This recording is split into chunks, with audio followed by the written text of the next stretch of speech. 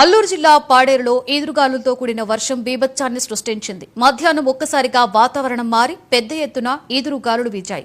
క్షణాల వ్యవధిలోనే భారీ వర్షంతో ఏజెన్సీలో గిరిజనులు హడలిపోయారు.